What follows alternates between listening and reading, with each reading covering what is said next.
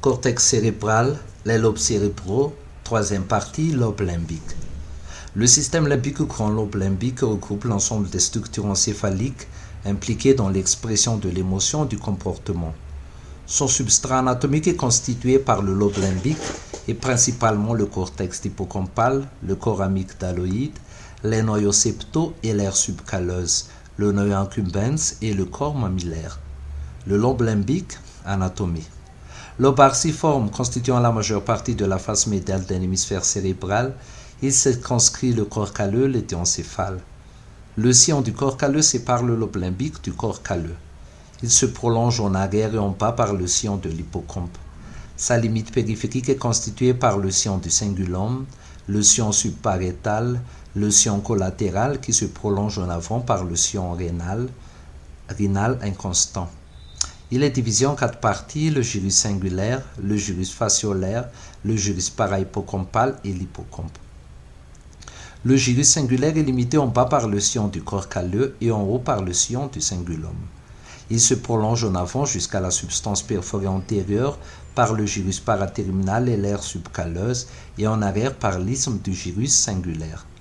Ce dernier le réunit au gyrus parahippocampal situé entre sillon collatéral et sillon hippocampal qui se prolonge lui-même en haut par les gyri ambiens et semi-lunaire, puis l'incus qui comprend le gyrus intralimbique, le limbus de Giacometti et le gyrus inclinatus. Dans ce lobe limbique, on regroupe également un lobe dit intralimbique composé par l'indusium gris, bande de substance grise située de part et d'autre de la face supérieure du corps calleux, le gyrus fasciolaire et la fasciole cinerea sous le splénum du corps calleux, le gyrus dentelé et la fimbria à la face interne du gyrus parahippocampal, la bandelette limbus de Giacometti et la bandelette diagonale sous le rostrum du corps calleux. Le gyrus fasciolaire contourne en arrière le splénum du corps calleux. Il unit les stries longitudinales du corps calleux et l'indusium gris au gyrus dentelé. Le gyrus parahippocampal est situé au-dessus du gyrus occipito-temporal médial. Ses limites sont en haut le sillon de l'hippocampe qui le sépare du gyrus dentelé. En bas, les sillons collatéral et rénal qui le séparent du gyrus occipito-temporal médial. Son extrémité postérieure prolonge le gyrus lingual et l'isthme du gyrus du cingulum. Son extrémité antérieure se replie sur elle-même et forme l'incus. Sur la face inférieure de l'incus se termine le gyrus fasciolaire en formant la bandelette de l'incus. Celle-ci divise l'incus en gyrus intralimbique en arrière et gyrus inciné en avant. Le cortex des parties inférieures et postérieures du gyrus parahippocampal constitue l'aire entorhinale. Le cortex de la partie antérieure et médiale est subdivisé en gyrus ambiant et semi-lunaire. Le gyrus semi-lunaire médial recouvre le noyau amygdaloïde et reçoit la strie olfactive latérale. L'hippocampe est un repli complexe du cortex du lobe limbique partiellement enfoui dans le gyrus parahippocampal. Le degré de coupure de l'hippocampe est variable selon les sujets. À partir du subiculum, on distingue 5 régions, la région hippocampale propre 1, CA1, la région hippocampale propre 2, CA2, la région hippocampale propre 3, CA3, la région hippocampale propre 4, CA4 et le gyrus dentelé. Il peut aussi être subdivisé en 3 parties, le gyrus dentelé, l'hippocampe propre et le cortex subiculaire. Le gyrus dentelé. Il est étroit et situé le long du bord médial de l'hippocampe propre. Il est séparé en bas du gyrus parahippocampal par le sillon hippocampal et en haut de la fimbria de l'hippocampe par le sillon fibrio-dentelé. Large d'environ 3 mm, il est plicaturé avec environ 12 à 15 plis. Il se continue en arrière par le gyrus fasciolaire. Il se termine en avant à la face inférieure de l'incus par une expansion grisâtre, la bandelette de l'incus. Sa structure est constituée de 3 couches, la couche moléculaire superficielle, la couche granulaire constituée de grandes cellules granulaires bipolaires et la couche multiforme profonde constituée de cellules polymorphes. L'hippocampe propre ou corps entamant, situé profondément, il est adjacent à la fissure choroïdienne et constitue le plancher de la couronne temporale du ventricule latéral. Il forme un relief d'une longueur de 5 cm environ.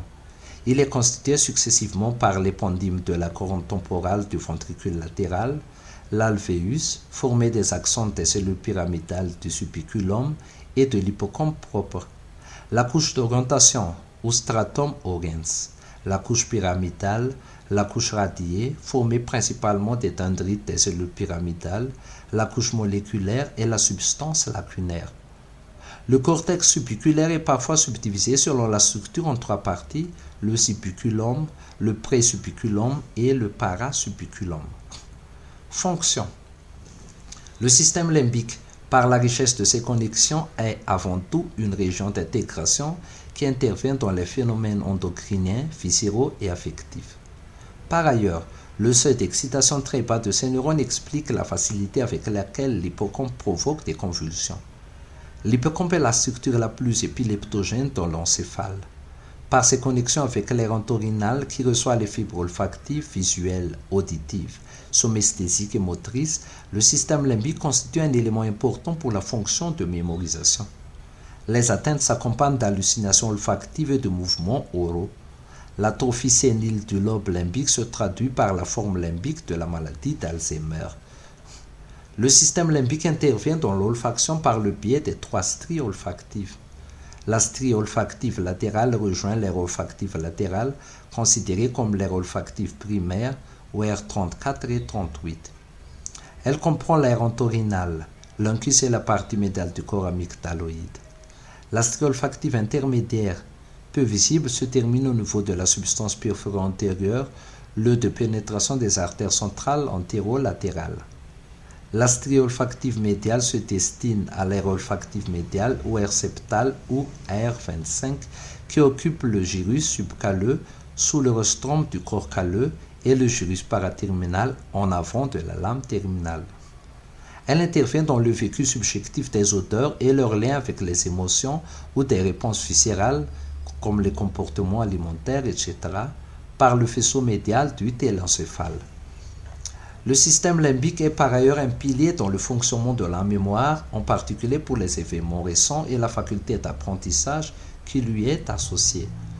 C'est le circuit fermé de Papez qui comporte le pied de l'hippocampe, le fornix, le corps mammillaire, le faisceau mammillothalamique, le noyau antérieur du thalamus, les radiations thalamo-singulaires et le cingulum qui se réfléchit sur l'hippocampe et le cortex parahippocampal.